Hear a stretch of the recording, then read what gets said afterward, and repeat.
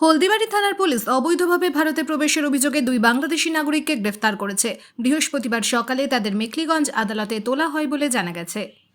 সূত্রের খবর, বুধবার রাতে হলদিবাড়ি ব্লকের পারমেখলিগঞ্জের পাঠানপাড়া এলাকা থেকে সরজিৎ বালা, বয়স 43, এক বাংলাদেশি নাগরিককে আটক করা হয়। তার বাড়ি বাংলাদেশের ফরিদপুর জেলার কামারখালী এলাকায়। প্রাথমিক জিজ্ঞাসাবাদে সরজিৎ জানান, তিনি প্রায় 15 মাস ধরে ভারতে বসবাস করে আসছিলেন এবং সেই সাথে স্থানীয় একটি চা বাগানের শ্রমিক হিসেবে কাজ করতেন।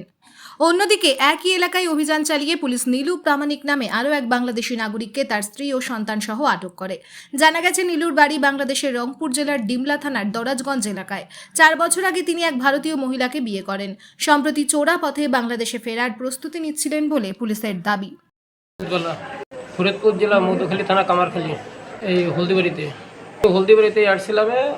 আসার পরে আমার এক বন্ধু ডাইকে নিয়ে ঘরের ভিতরে আগটাই থুইছিল।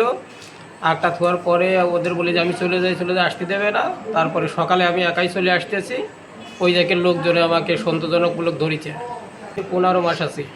হ্যাঁ, 15 মাস। আমি ওই দিকের খুব আমাদের এলাকা খারাপ অত্যাচারের ঋষি আমি চলে আসছি এখানে। ময়নাগুড়ি চা বাগানে লেবারের কাজ। হলদিবাড়ি থানার ওসি জানিয়েছেন, ধৃত দুই বাংলাদেশিকে 4 দিনের পুলিশ হেফাজতে নেওয়া হয়েছে। অপরদিকে ভারতীয় মহিলাকে আদালতের নির্দেশে জেল হেফাজতে পাঠানো হয়েছে।